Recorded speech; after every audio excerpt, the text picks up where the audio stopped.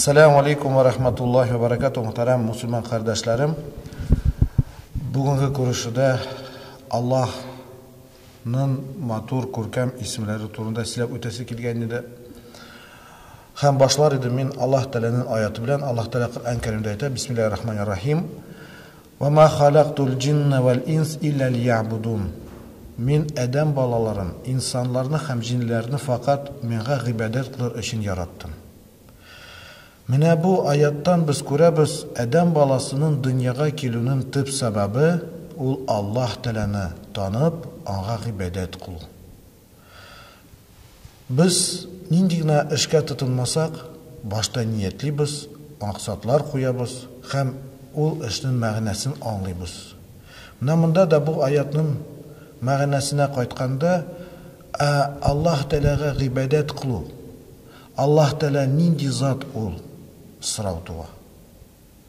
Şuna göre Allah subhanahu wa ta'ala Kur'an-ı Kerim'de ayette وَلِلَّهِ الْأَسْمَاءِ الْحُسْنَى فَدْعُوهُ بِهَا Allah Teala'nın matur kurkem isimleri var. Şu isimler aşağı ağa dua kılırız. Ağa müracaat ederiz. İyi. Eğer de biz Allah Teala'nı tanıyız iken o vakitte bizim imanımız artar.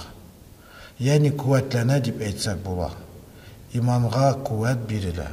Eğer de biz Allah Teala'nı tanıyız iken tıp mənası bilen o vakitte Allah Teala bizim mehabbetimiz ise. Çünkü Allah Teala Kur'an-ı Kerim'de ayette Bismillahirrahmanirrahim İn kuntum tuhibbudallaha fettebi'uni yuhibbukumullah. Eğer de Allah Teala'nı sevseniz, yaratsanız benim artımdan, yani Peygamber üzerinde benim artımdan, yani bunda Peygamber turunda söz bara, benim artımdan yeri barağız. Şu vakitte Allah da sizni siyer. Allah Teala'nın isimlerin tanı turunda Allah Teala Kur'an-ı Kerim'de bulay deyip deydi. Bismillahirrahmanirrahim. Fa'lem ennehu la ilahe illallah. Biliriz. Allah Teala'dan başka ilah yok. Yani bunda bilim diyen söz var. İreniz, tanırız. Hem aytırga kirek ibadet kılı diyen nerse o Allah Teala'nı yaratı, hislerine nigizlene, anın gazabından, anın ılılığından korku, hem de ona tevekkül kılı. Ümit ederiz Allah Teala rahmetin. Ama lakin Allah Teala'nı biz tanımasak o vakitte biznin dualarımızga da zayıflık kiledir.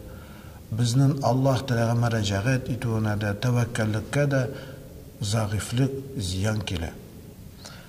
Aytırga kirek eğer de biz bir müdür yanına girsek biz ona Ahmet Reis isteyip ya Reis oğlu Ahmet deyip müracaat ederiz. Onun matur isimlerin aytıp ya ise hatta koşup gideriz hürmetli ya ise hürmetli müdirimiz, hürmetli yetekçiligimiz şunday sözlerini aytıp biz sözünü başlayırız.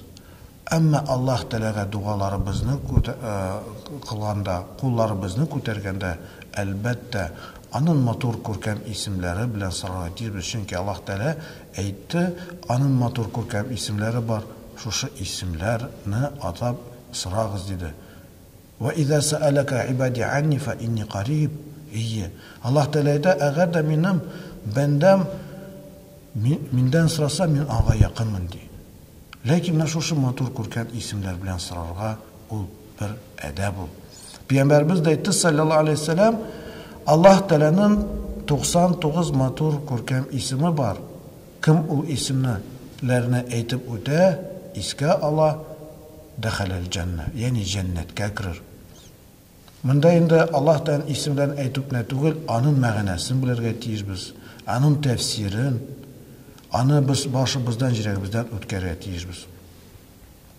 Çünkü isimini biliyor. Mesela Allah Teala'nın isimlerinden birisi Er-Razzak, rızıklandırıcı, Kerim, yani Er-Razzak, Kerim, Er-Rahim, Es-Semi, yani işitişi, görüşü, rızıklandırıcı, yani şu isimler aşağı biz Allah Teala bilen elimde bizni nağayt alabız.